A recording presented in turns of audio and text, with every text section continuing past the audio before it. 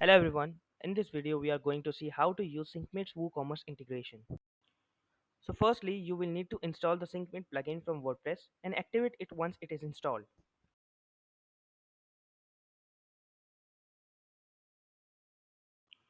Now navigate to your Assistro account and configure your WhatsApp first. Click on WhatsApp configuration, fill the required details in the form and submit it.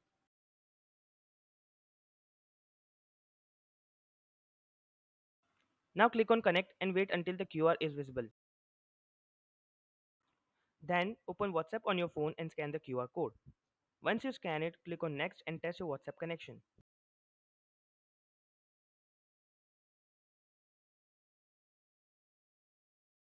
Now you will need to add an application for WooCommerce. Just fill the required details in the form and submit it.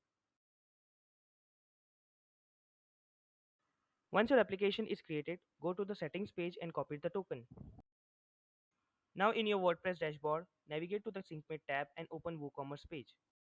Paste the token in the token fill, push the toggle on and save it. Now navigate to WooCommerce settings page and click on SyncMate tab. Enter the message for a specific event along with the dynamic tags as per your requirement, then turn the toggle on and save it.